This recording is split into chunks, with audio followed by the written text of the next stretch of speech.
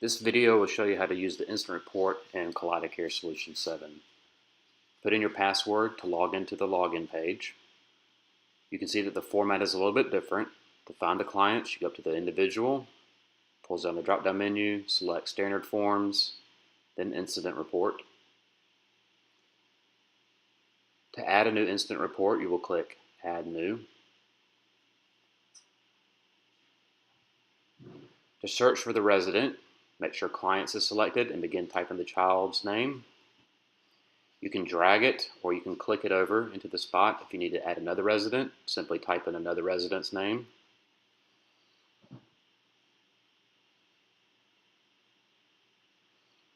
You can also add staff people. When adding a staff person, you have to be careful that you select Staff Professionals from the menu above. You must assign a role to each person.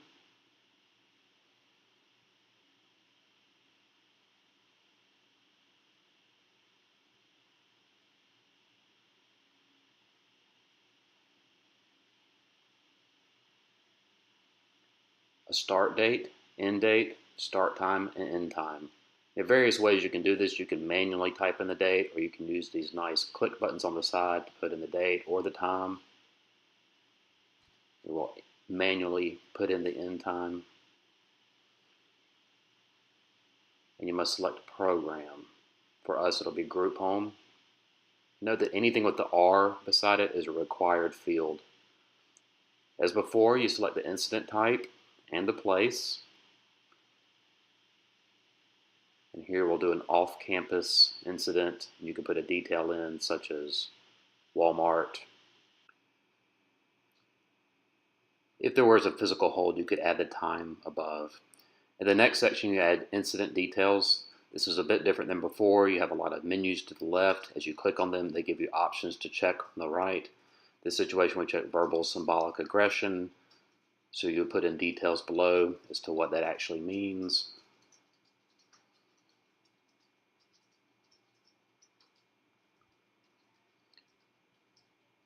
And let me just remind you that this is not exactly how we would want the details to be listed. Just showing you this so you can know how to navigate the system. Here we're selecting the de-escalation techniques used. You can see you have a lot of options to your left that bring other options up on the right as you click each section.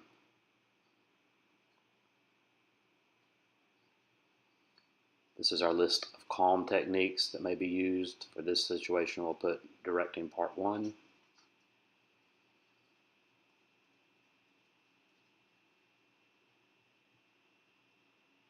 Again, each section provides you with other options and a narrative box you can include information in. Here's the incident summary. This is where we generally put the bulk of the incident report.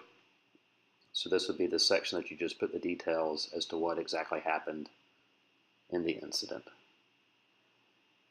If there are precipitating factors, you would check yes and add the precipitating factors in the text box here.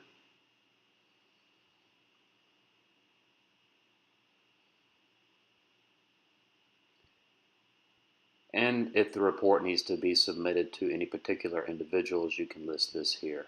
It's important to note that KaleidaCare is set up so that in your cottage, when you submit a report, your program manager, HSP, myself, Jill Myers, Jeff Lawrence, Allison Evans, they automatically get the report. However, if there was something that you needed to put in for defects to make sure they get it, you could add it there. Here, outcomes. You can list check or list whatever outcomes were completed at the time of the report. And if you had time to do the LifeSpace interview at the time of the report, you could add in details in this box here. You can ignore the outcome box there. If there are notifications, such as we needed to notify a defects case manager, you can put in the date, the time, the name of the individual, their title. You'll also have the option to include the notification type. As you'll see here, caseworkers, supervisors, the type, face-to-face, phone, email, and who made the notification. Oftentimes this will be done by the HSP or the program manager after the incident. There are other options below, document management, tickler management. We're not going to use those yet, so you will save the report. To view the report, you click on View Report,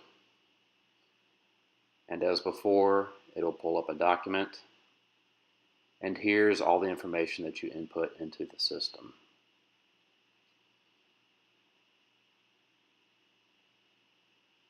So you can review that,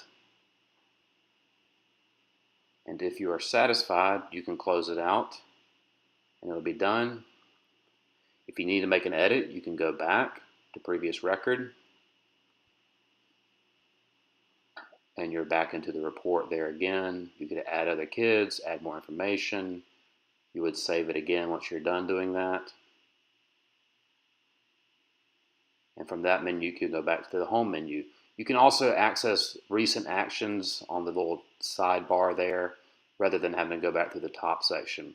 To find an incident report, you can search it by a variety of ways, such as dates, names, locations, same as before. Or you can leave it open and just click the search box.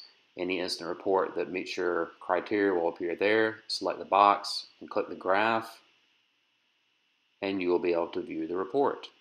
Of course, if you select multiple reports will appear.